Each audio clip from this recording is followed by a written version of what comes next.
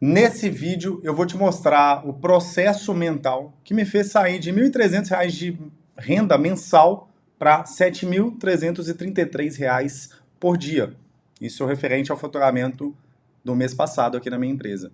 Só que é o seguinte, esse não é um vídeo muito sexy ou um vídeo com um tema muito fácil de digerir, né? Não é aquele vídeo mais legal de assistir, vamos dizer, porque aqui a gente vai destrinchar um modelo mental que muitos bilionários, inclusive, utilizam, um modelo mental que eu venho estudado há um tempo, e eu quero trazer todos os detalhes e fundamentos desse modelo mental para você. Então aqui não vai ter nenhum funil secreto para gerar reuniões para o seu negócio ou qualquer coisa do tipo, ou script milionário que me fez vender não sei quantos milhões, nem nada do tipo. Aqui a gente vai falar de fundamentos de como pensar de fato. E esses fundamentos aqui eles são. É o tipo de coisa que pouca gente de fato fala, principalmente num vídeo gratuito como esse aqui no YouTube. Vamos lá. É o seguinte: primeira coisa, vou desenhar aqui no meu iPad para poder ficar mais fácil. E a primeira coisa é a gente pensar que existem dois tipos de pessoas na vida, tá?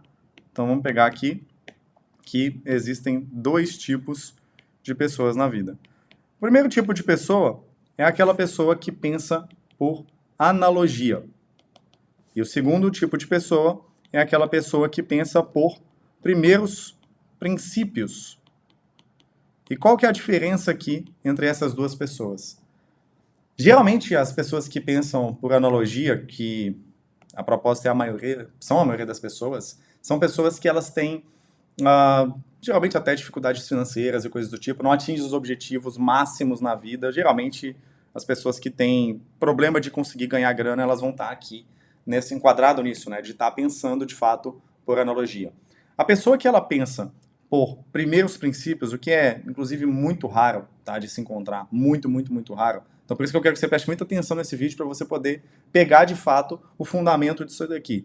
São as pessoas que conseguem fazer muita grana. Então geralmente, tá, se você for conhecer alguém que tem muito sucesso, que é muito bem sucedido, ela vai estar mais próximo aqui da linha de pensamento de primeiros princípios do que da linha de pensamento de analogia, mesmo que ela não saiba disso, tá? Mesmo que ela não saiba disso. Então, vamos pegar aqui e vamos tentar destrinchar e começar a dissecar essas informações. O que é pensar por analogia, né? Se você pega, por exemplo, o tema, que é um tema muito alto, muito em alta hoje, né? Que é o tema home office versus empresa presencial, né? Então, a gente fala de, principalmente, vamos pegar o nosso tema aqui, tá? No meu mercado, principalmente, que é o mercado de empresas digitais. E isso é um tema muito em alta, muita gente fala, home office não funciona, o que funciona é a empresa presencial. Aí tem gente que já adere ao home office, mas fala que preferia ter uma empresa presencial ou algo do tipo. Mas a grande questão aqui é, quando a gente vai pegar essa linha de pensamento e alguém vai defender o porquê que acredita, por exemplo, que a empresa presencial ela funciona ou algo do tipo, geralmente a pessoa que ela está aqui na forma de pensar de analogia, essa pessoa que pensa por analogia, ela vai estar dizendo aqui, se você perguntar para ela, por exemplo, por que você não acredita no home office? Ela vai falar assim, eu não acredito no home office porque empresa presencial é melhor. Ela vai ter dificuldade de destrinchar e explicar um raciocínio lógico, um argumento mais lógico sobre aquilo. Você fala, mas por que é melhor? Ela fala, porque a cultura da empresa é mais forte. E aí você fala, mas como que você concluiu isso? Ela fala, não, eu vi uma grande pessoa de gestão que falando sobre isso e sei lá. Ou seja, ela não vai conseguir trazer um argumento e uma conclusão lógica para poder conseguir chegar nessa conclusão de que empresa presencial é melhor. Ela vai pegar, às vezes, uma fala de alguém que ela viu, ou alguém que falou sobre isso, alguém que se posicionou sobre aquele tema, e isso meio que é o raciocínio aqui, o pensar por analogia, né? Então, quando você vai raciocinando por analogia, você vai pegar, sei lá, às vezes uma história, alguém que falou alguma coisa, e aquilo você vai tomar como verdade e vai dizer que aquilo é verdade. Então, é muito comum, por exemplo, as pessoas dizerem isso é um exemplo sobre o tema de empresa presencial versus home office. E geralmente, quando alguém ela consegue construir uma linha de raciocínio por primeiros princípios, é a pessoa que ela vai conseguir ter uma argumentação lógica muito concisa, até chegar numa conclusão sobre aquilo. E aí que está a grande questão. Primeiro, vamos entrar aqui no fundamento. É o seguinte, existem dois tipos de realidade, tá? Basicamente aqui, dois tipos de realidade. A gente tem a realidade objetiva e a realidade subjetiva. O que é a diferença entre as duas? Né? A realidade objetiva é o que de fato é o fato, né? É o que é real. São a realidade real mesmo, tá? É o que são fatos e coisas irrefutáveis ali. A realidade subjetiva, ela geralmente ela está ligada a experiências, quase que eu escrevi errado aqui, experiências e histórias ou coisas do tipo, tá?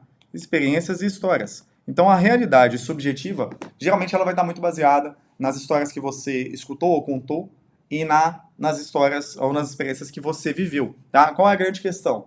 Né? O seu objetivo aqui, na minha visão, não deve ser, por exemplo, né, não considerar a realidade subjetiva ou algo do tipo e ficar só atento aos fatos. Não é bem isso, tá? Não é bem isso. Na verdade, eu acho que a grande questão e a grande virada de chave tá nisso daqui, ó.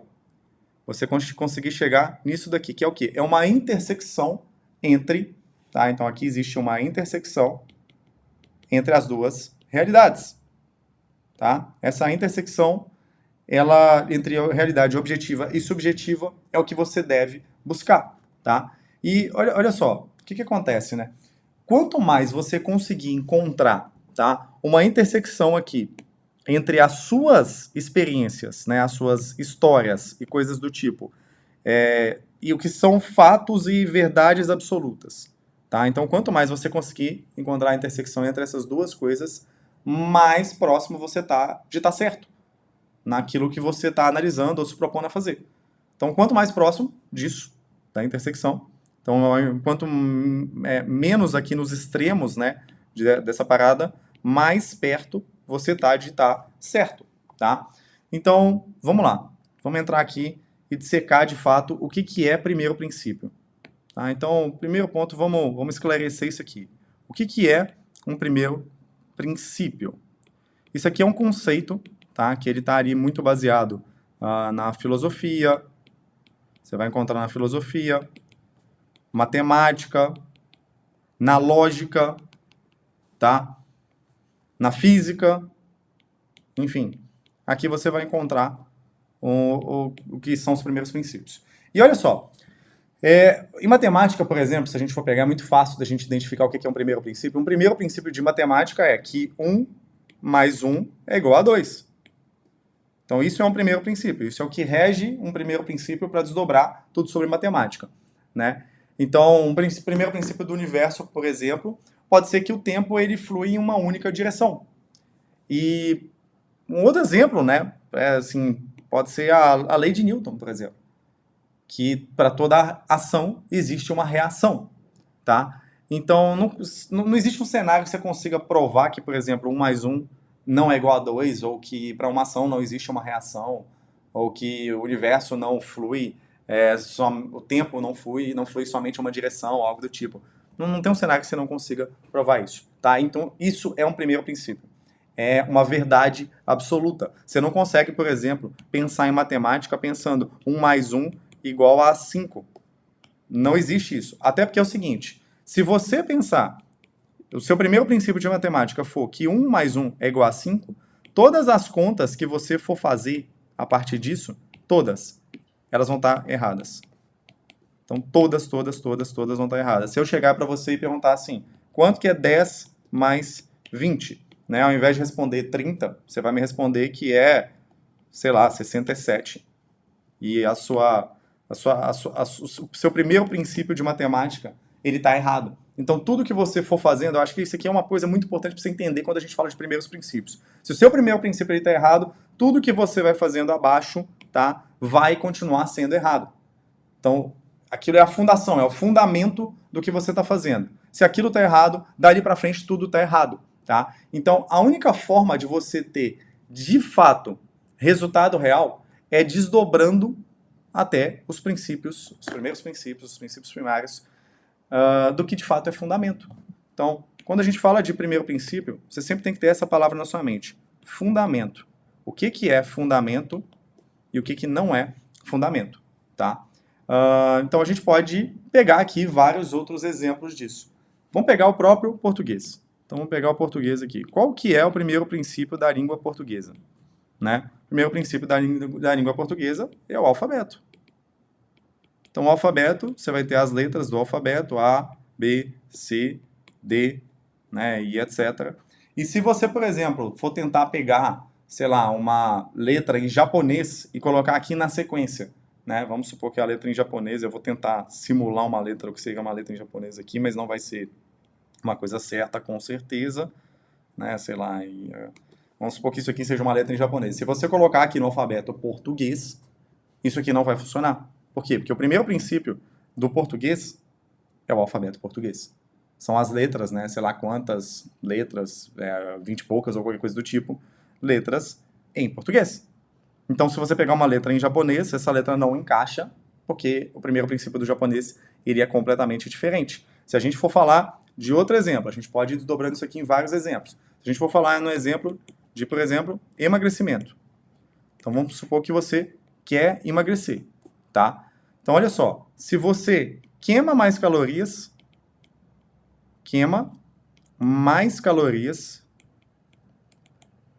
do que você consome,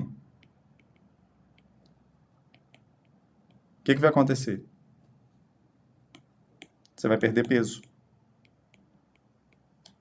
Perde peso. Então, isso aqui é o que acontece. Perder peso. Se você queima mais calorias do que você consome, você perde peso. Mas vamos supor que aqui seja algo diferente, né? Então, vamos supor que seja aqui você queima menos calorias do que você consome. O que vai acontecer? Vai acontecer exatamente o contrário. Você ganha peso. Então, se você queima menos calorias do que você consome, né? Ou seja, você consome mais calorias do que você queima. Então, é exatamente o oposto. Você vai ganhar peso. Então, isso aqui é um princípio lá, até da termogênica e etc., que é um primeiro princípio que é irrefutável. Inclusive, se você for um personal trainer e você quiser ajudar o seu aluno a perder peso, ou a ganhar massa magra de repente, isso aqui é o primeiro princípio que você vai utilizar. Então, não há fato na Terra que vá contra isso, porque isso é uma verdade absoluta do emagrecimento. E aí, por que eu estou querendo que você entenda isso? A gente vai construir uma linha de raciocínio junto aqui, para que você entenda como que você pode aplicar isso no seu negócio, como que isso pode ser algo extremamente prático para você usar no seu negócio, como eu venho usando no meu negócio. É o seguinte, vamos pegar um exemplo de empresa então. Amazon, tá? A Amazon lá com o Jeff Bezos. Então a Amazon com o Jeff Bezos é o seguinte, existe um cara que chamava Sam Walton. Esse cara é o fundador do Walmart, tá? E ele tinha um livro, ele escreveu um livro que esse livro, inclusive, ele é utilizado, e foi muito utilizado pelo Jeff Bezos como base. Jeff Bezos é o fundador da Amazon, né? Como base para poder criar a Amazon e para poder gerir a Amazon, tá? E dentro desse livro, que foi escrito pelo Sam Walton, um dos primeiros princípios que o Sam Walton revela lá, porque eu não sei se você sabe, mas o Walmart, ele é grande hoje, mas ele inclusive era maior antes da época ali da internet, da própria Amazon com e-commerce. Era assim uma empresa, um conglomerado gigantesco do comércio e do varejo. Hoje ainda é grande, mas era uma parada assim absurdamente grande. Então ele construiu algo que ele saiu do absoluto zero, tá? Com uma pequena lojinha, tipo, começando realmente muito pequeno, o Sam Walton, fundador lá do Walmart, com uma lojinha muito pequena, até que ele chegasse a ser uma das maiores companhias do mundo no setor dele. E aí o que aconteceu? Né? O principal aprendizado ali, um dos principais aprendizados que o Sam Walton ele sempre fala, sempre repete, está sempre presente ali, tá? É que tudo é sobre o cliente. Então, isso é um primeiro princípio. Tudo é sobre o cliente. E aí, quando né, o Jeff Bezos pega isso lá como princípio, entende que tudo é sobre o cliente, ele pensa, tá, o que eu vou dissecar e destrinchar isso daqui e o que faz sentido para o meu cliente, o cliente que vai comprar no e-commerce e etc. Isso lá no início da Amazon. E aí ele chegou e destrinchou isso, que tudo é sobre o cliente, e chegou em 3 primeiros princípios, tá? Então, o primeiro deles foi frete rápido. O segundo deles foi variedade de produtos, né? Então uma grande variedade de produtos. E o terceiro foi menores preços. Então, quando ele chega nesses 3 princípios primários da construção da Amazon, o que acontece? Tudo dali para frente que ele vai construindo na Amazon segue esses primeiros princípios. E se você pega aqui, o que a Amazon fez basicamente? É como se ela fosse empilhando blocos em cima disso. Então ela vai empilhando blocos em cima disso. Frete rápido, né? A grande variedade e os melhores preços. E menores preços.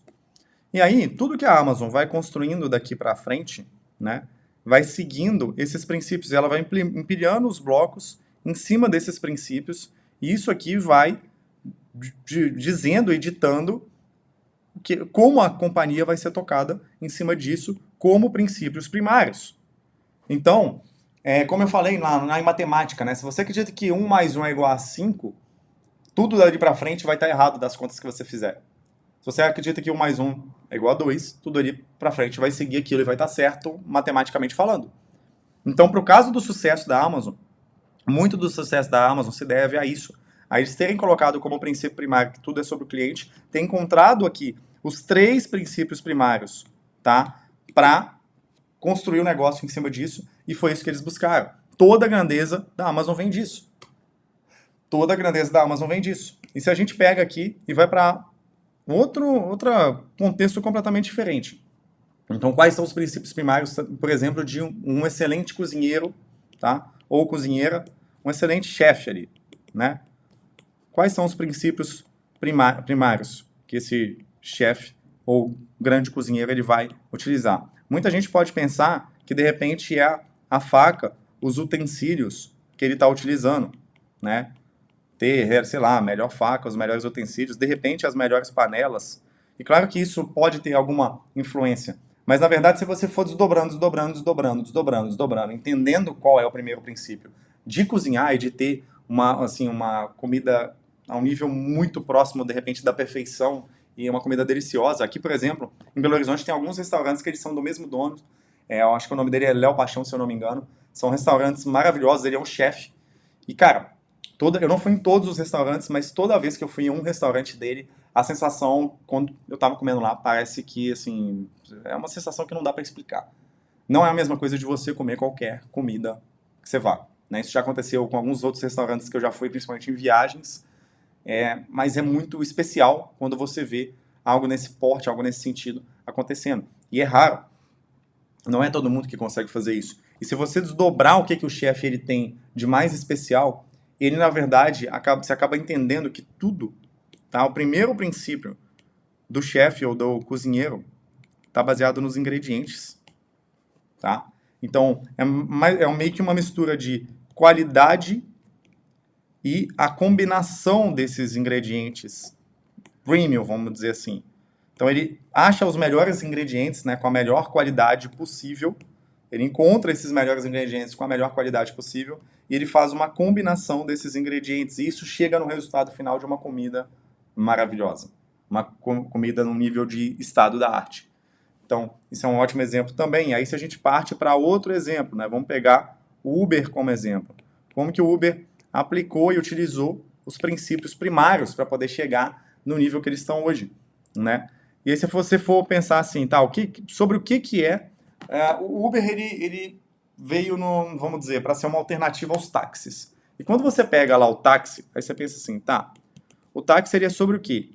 Ele é sobre as associações dos taxistas, será? Né? Ele é sobre o próprio taxista? Ele é sobre aquela placa vermelha que o táxi tem, né? Que é de acordo com o governo, então, sei lá, o cara paga uma fortuna para ter aquela placa, e não sei o quê, e etc. Bom, se você for analisar, não é sobre isso, tá? Não é sobre isso. O que é o princípio primário dos táxis? Transporte de pessoas, de passageiros, né? Transporte de passageiros. Então, o que o Uber fez, né? Eles descentralizaram isso, fizeram isso de forma extremamente descentralizada e eles conseguiram botar uma solução no mercado melhor, inclusive, do que a própria solução que o táxi tinha. Porque eu, por exemplo, assim, em quase nenhuma hipótese utilizo táxi.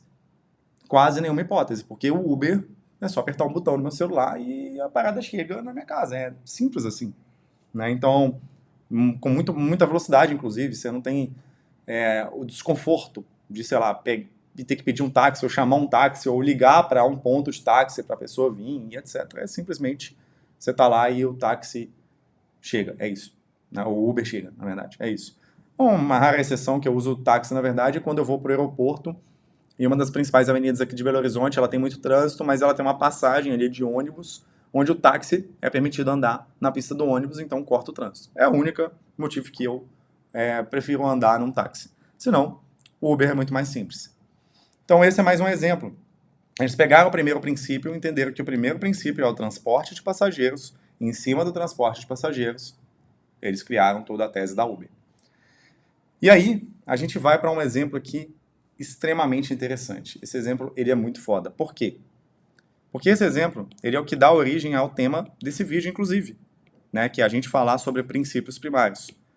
Que é a história de como, na verdade, o Elon Musk, que é a primeira pessoa que eu vi introduzindo esse conceito e que ele fala sobre esse conceito, tem um vídeo que se chama, deixa eu pegar aqui na minha anotação, The First Principles Method Explained by Elon Musk. Obviamente é um vídeo em inglês, então os primeiros princípios, o método dos primeiros princípios é explicado por Elon Musk, e lá nesse vídeo, é um vídeo curto, ele explica os detalhes de como que ele utiliza isso na vida dele, nas empresas dele principalmente. Ele dá exemplos lá da época de Henry Ford, que é um dos exemplos que eu vou trazer aqui, tá? Mas esse exemplo é muito legal porque ele utilizou isso muito forte na Tesla, né? Então a Tesla fabrica carros elétricos, e aí quando ele foi lançar a Tesla, lá no início, né, quando ele comprou a Tesla, etc., existia uma crença no mercado, um senso comum, na verdade, do mercado, que carros elétricos eles nunca iam funcionar de fato. Então a galera, né, era um senso comum que dizia que carros elétricos nunca iam, assim, dar certo. Não davam certo. Então isso era o senso comum do mercado, isso era a crença que o mercado tinha, por causa de um único motivo, tá? Eles pensavam por analogia, que é o que a gente falou agora há pouco. Então, a linha de pensamento deles era toda uma linha de pensamento de analogia, e a linha de pensamento de analogia deles era o seguinte, que a bateria do carro elétrico era muito cara para se produzir. Então, tudo partia desse princípio, que assim, a bateria ela era muito cara para se produzir. Elas custavam ali, em média, $600 por quilowatt-hora. Tá? $600 por quilowatt-hora, que é a forma de medida lá para a produção de bateria, sei lá, enfim. Ele não detalha muito sobre isso no vídeo, mas ele cita esse valor, que custava $600 por quilowatt-hora. Isso era um absurdo de caro. E aí ele foi destrinchar isso, né? Então, qual é o primeiro princípio do carro elétrico? Ele foi entender. O primeiro princípio do carro elétrico é a bateria. Então, se o primeiro princípio do carro elétrico é a bateria, como que ele aplicou esse conhecimento que a gente está falando aqui? Ele começou a destrinchar. Ele aplicou isso aqui e começou a destrinchar os primeiros princípios da bateria. Se o primeiro princípio do carro elétrico era a bateria, ele começou a destrinchar os primeiros princípios da bateria. E o que ele chegou? Ele chegou que a bateria ela tem alguns materiais que servem de fabricação da bateria. Então ele cita lá nesse vídeo quais materiais são. Ele fala que é cobalto, níquel, alumínio, carbono e mais algumas coisas que eu não lembro exatamente o que era. Mas ele fala desses materiais aqui, então cobalto, níquel, alumínio, carbono, etc., e outras coisas. E, bom, existiam algumas empresas, algumas indústrias, né? Então tinha lá as indústrias. Isso aqui é uma indústria, finge que é uma indústria, finge que meu desenho tá bom, tá? Então isso aqui era uma indústria, e essa indústria fabricava as baterias, né? Fabricava as baterias, finge que isso é uma bateria, vou colocar aqui, ó, pronto, agora fala sério, agora é uma bateria, porra.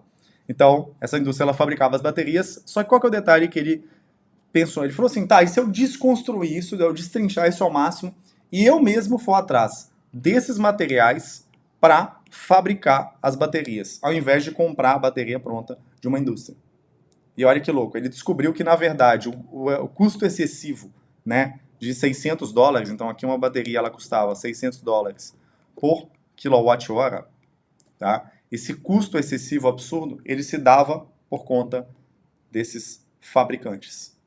Então ele falou, tá, se eu for direto na fonte para eu fabricar, e aí ele chegou num custo absurdamente mais baixo de $80 por quilowatt-hora. E isso daqui, especificamente isso daqui, foi o que viabilizou, tá, o início dos carros elétricos lá com a Tesla. Aqui no Brasil não é tão comum Tesla, tá? Talvez você não tenha noção disso. Eu fui em São Francisco no mês passado e eu fiquei, cara, eu fiquei abismado.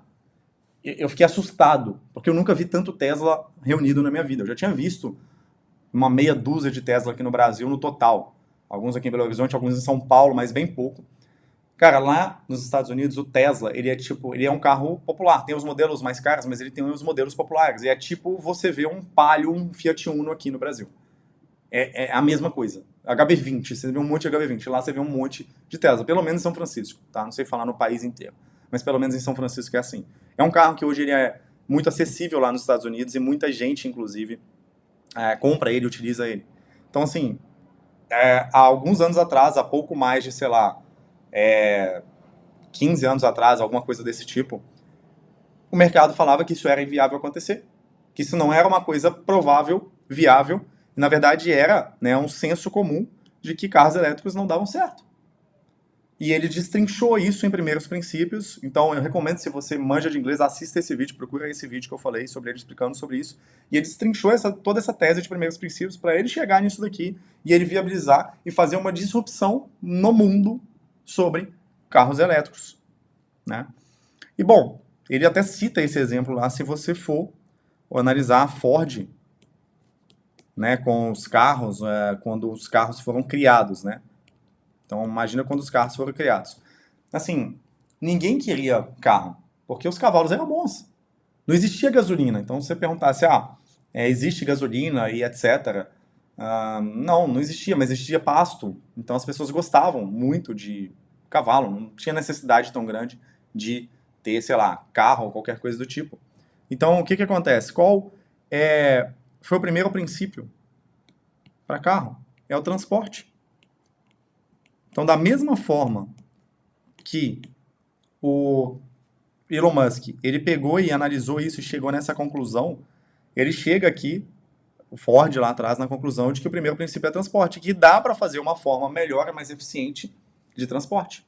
E foi assim que ele criou os carros, né? E assim foi criado o primeiro carro e, enfim, a gente chega até onde que a gente está hoje. Então, muito do mundo se vem desse tipo de pensamento de primeiros princípios para acontecer uma disrupção. Não vai longe. Não sei se você já assistiu o vídeo de lançamento do iPhone lá em, se não me engano, 2008, pelo Steve Jobs. Então, se você pega lá o Steve Jobs, ele lançou o iPhone, salvo engano, foi 2008 mesmo. E lá no lançamento do iPhone, você vê que assim, o que ele fez com o iPhone, na verdade, foi destrinchar primeiros princípios de uso de aparelhos eletrônicos que as pessoas utilizavam muito e fazer algo melhor.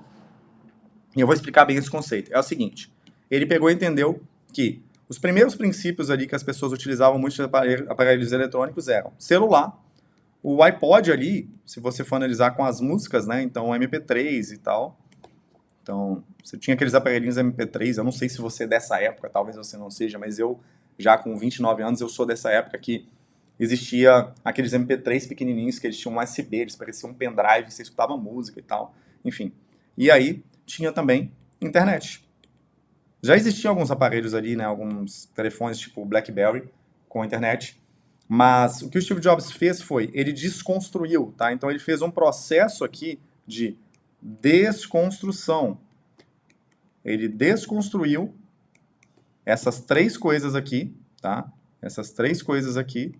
E aí ele reconstruiu, depois disso ele reconstruiu algo melhor e mais foda, tá? Então, o que é a grande questão aqui? Ele entendeu quais eram os primeiros princípios, celular, o iPod, a internet, etc. E ele desconstruiu isso e construiu algo mais foda. Então, se você entender o processo, você vai entender que é o seguinte: a gente se fala tudo sobre desconstruir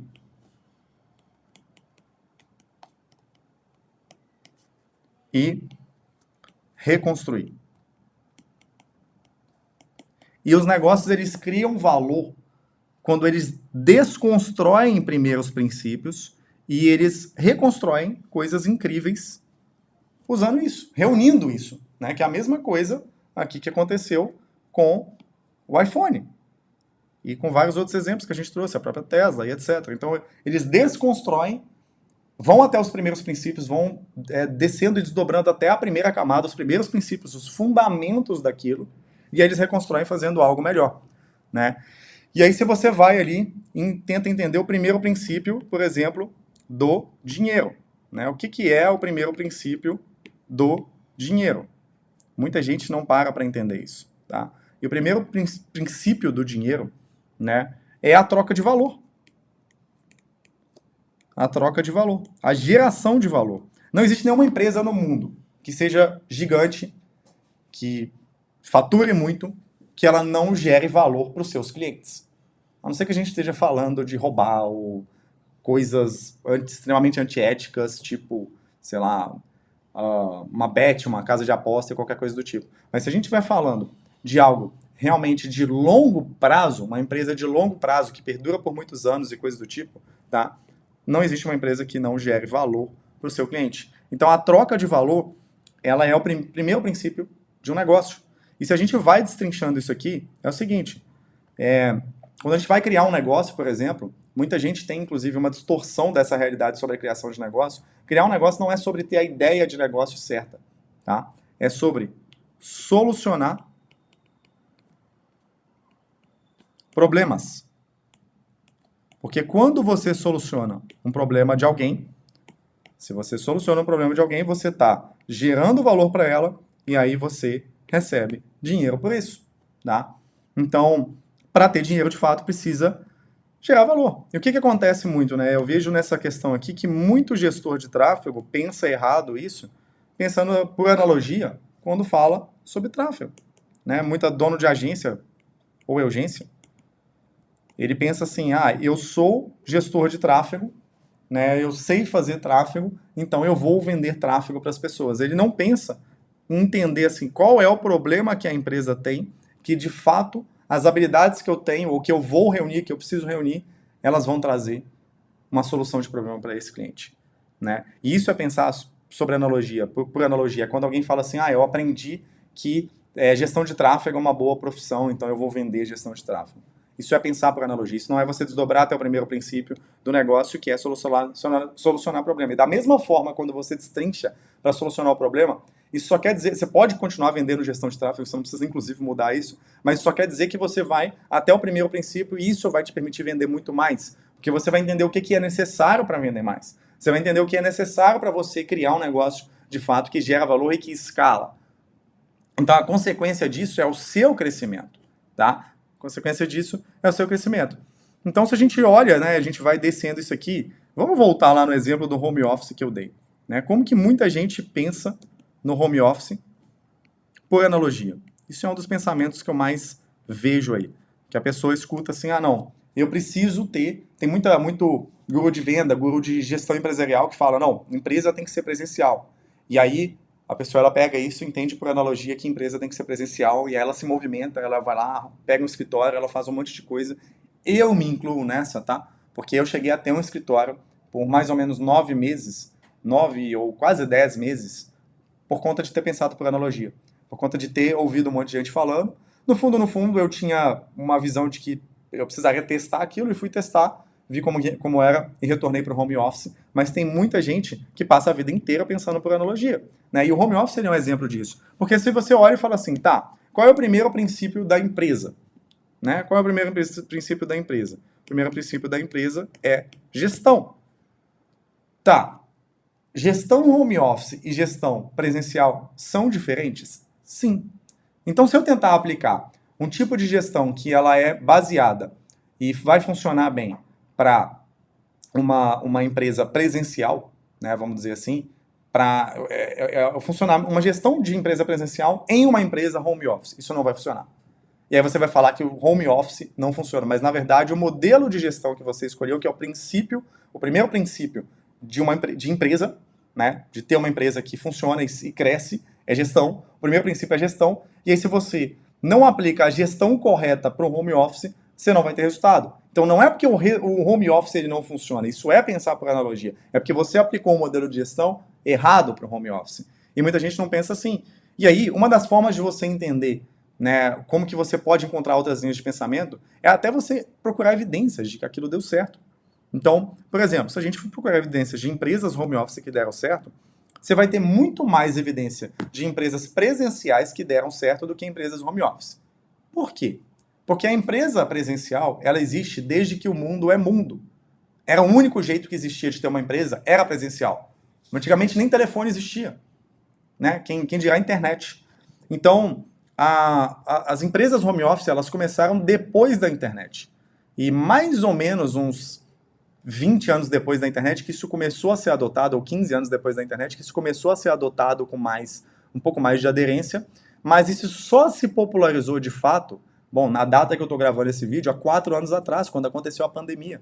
Porque até antes da pandemia isso não era uma coisa adotada, então muita empresa acabou adotando isso. E aí se você pega, né, várias empresas, a gente pode analisar as evidências, a gente tem empresas, por exemplo, como a Brex, né, é uma empresa que ela vale 12 bilhões de dólares, tá? 12 bilhões de dólares de valor, e ela tem, acho que, se não me engano, 1.000 funcionários ou algo do tipo, 100% home office. Se você pega aqui no Brasil, a gente tem a QIFI, que é uma empresa, assim, dentre as líderes de mercado do seu segmento, 100% home office. Se a gente pega outro exemplo, né, é um dos mercados que eu acompanho muito aqui, é o mercado de inteligência artificial no WhatsApp, chatbots e tudo mais, porque eu tenho uma empresa disso, e uma das empresas é a Blip, né?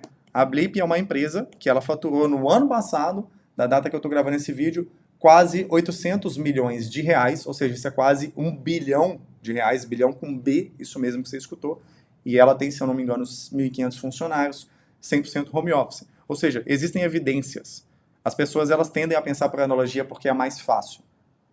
Mas se você for desdobrar os primeiros princípios e você entende que o primeiro princípio, por exemplo, de empresas, né, de fato, é gestão, você entende que existe como você aplicar gestão home office diferente de gestão presencial. E aí, pegando o exemplo lá, uma coisa que eu escuto muito, né, na realidade, eu escuto muito isso de gestores de tráfego e donos de agência, que eles falam assim, eu não consigo escalar e eu não estou no momento de escalar porque eu preciso de processos. Então ele vem e fala assim, eu preciso de processos. E eu só vou conseguir escalar quando eu tiver esses processos. Eu falo, tá, que tipo de processo? Eu vou tentando entender e tudo mais. Eu sempre questionei muito porque as pessoas falam muito disso. E eu, na verdade, quando eu iniciei, não tinha não tinha muito conteúdo na internet sobre escalar a agência. Quando eu iniciei, assim, era muito raro você ver alguma coisa. A maioria das agências de tráfego pago, principalmente, que eram escaladas naquela época, era porque as pessoas elas tinham um Instagram muito grande, uma produção de conteúdo muito grande. Mas não existia processos de aquisição de clientes para agências, quando eu iniciei, específico para agência, que não fosse produção de conteúdo e a pessoa, o dono da agência, virasse ali uma postura de influencer de fato para poder atrair clientes. E eu sempre vi as pessoas falando que precisava de processo. E eu acho que isso era uma coisa que era muito comum, inclusive, porque a própria galera que gerava demanda pelo Instagram, a dor maior deles era processo, porque demanda de clientes eles tinham.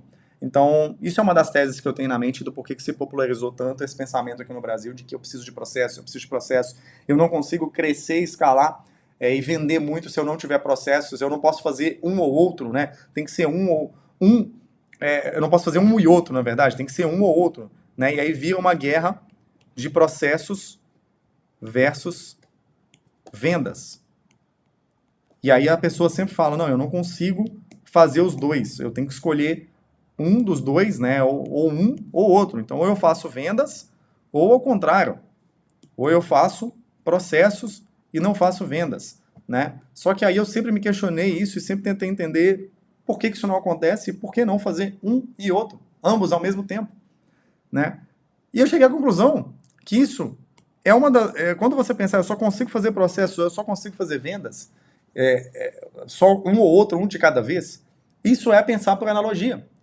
E isso é de fato, porque se a gente analisa o nosso mercado brasileiro, perante principalmente ao mercado americano, o mercado brasileiro ele é extremamente atrasado em processos de aquisição de clientes, em funis de aquisição de clientes, em estruturas de aquisição de clientes. Então, vendas é algo muito negligenciado no mercado de agências brasileiras. Porque quando a gente fala de organização, processos, isso está mais na zona de conforto das pessoas que têm uma agência, né?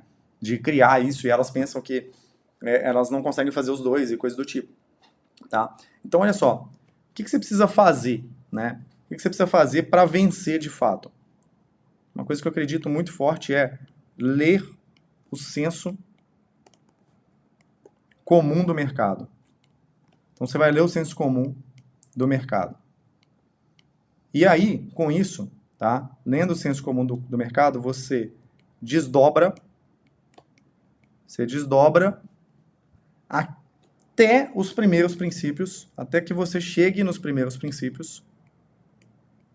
E aí você entende de fato o que é fundamento do seu mercado e o que tem que ser feito para você conseguir o resultado que você quer, né? Então, por que processos ou aquisição? Por que não os dois? Né? Por que não processos e aquisição? E, bom, até falando sobre isso, na minha empresa hoje, a gente tem uma empresa de educação voltada para ensinar e ajudar outras empresas digitais, principalmente agências de marketing digital e tráfego pago, a criarem e estruturarem processos de aquisição de clientes, processos de aquisição previsíveis. Então isso, né, quando a gente fala de aquisição, isso é a principal coisa que eu faço, que eu estudo muito sobre como melhorar isso.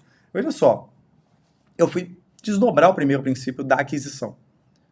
E quando a gente vai desdobrando o primeiro princípio da aquisição, a gente vem e entende que a aquisição ela é muito baseada em persuasão, por exemplo, né, e você conseguir ter a persuasão, estruturas para atração de clientes. E aí você precisa ter uma estrutura que ela persuade, tem uma persuasão para alguém, e persuasão ela tem muito a ver, está muito dentro de psicologia.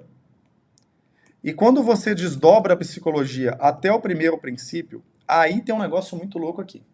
Tem uma teoria do Freud que se chama princípio do prazer, The Pleasure Principle. Se você pesquisar, aí tem vários artigos disso. Eu pesquisei em inglês, tem vários artigos. Em português eu imagino que tenha também. E olha só, as pessoas elas são guiadas para evitar dor. Tá? O princípio primário ali do ser humano é buscar prazer e evitar dor. Cara, você pode tentar desdobrar de todas as formas, tá? Vai por mim. Tenta desdobrar de todas as formas e afunilar e chegar no que é o primeiro princípio do ser humano. E tudo que você vai conseguir chegar é evitar dor.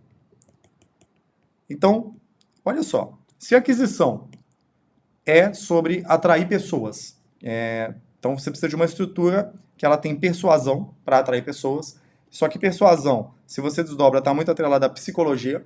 E se você desdobra a psicologia, está muito atrelada a evitar dor. O que é o resultado disso? Se as pessoas elas são guiadas para evitar dor, subir um funil de aquisição ele não é só sobre estrutura. Então, na verdade, aí que está o erro de muita gente. Muita gente se concentra erroneamente aqui em aprender mais sobre a estrutura. E a pessoa ela não consegue entender que, na verdade, isso está atrelado à persuasão, que está atrelado à psicologia, que está atrelado a evitar dor. E aí, quando você fica com isso claro na sua mente, fica evidente que tudo que você vai fazer, qualquer ação que você vai fazer, é sobre evitar dor. Então, eu, por exemplo, minha empresa, como ela é sobre aquisição de clientes, a minha empresa ela é sobre evitar dor. Então, o que é o princípio de evitar dor no que eu vou fazer? Eu vou aplicar em qualquer coisa que eu vou fazer. Então, quando eu estou construindo um funil, não é sobre estruturar bem esse funil só. Obviamente, isso é importante, mas não é só sobre estruturar bem esse funil. É sobre saber como esse funil vai ajudar o meu potencial cliente a evitar a dor. Quando eu estou postando um story, fazendo um conteúdo no meu Instagram, não é sobre, sei lá, só mostrar alguma coisa legal no meu Instagram. É sobre mostrar de alguma forma como o meu potencial cliente pode evitar a dor. Né? Então, quando eu ajudo as pessoas a evitarem a dor de aquisição de clientes, elas me pagam dinheiro. E aí, quanto mais eu ajudo elas a evitar isso, mais dinheiro elas me pagam, né? Então eu construí toda a minha empresa, 100% da minha empresa, em torno disso aqui, evitar dor. Isso é muito louco pensar, porque é por isso que muita gente vai tentar copiar a estrutura de funil e replicar e criar uma estrutura de funil. Eu vejo muito, mas muito gestor de tráfego, dono de agência, que ele vai criar uma estrutura de funil e aí ele sobe um funil e ele fala assim: ah, eu já fiz tráfego pago para minha agência e não deu certo. E aí quando você vai olhar o funil que ele fez, assim, ele não segue nenhum desses princípios. Às vezes ele estruturou bem. Sabe o que é estruturar bem? Às vezes ele fez um criativo com um design, um vídeo bonito e bem editado. Às vezes ele estruturou uma landing page muito bem feita, com alta velocidade, com um design maravilhoso, com os botões no lugar certo, com a estrutura toda padrão no lugar certo.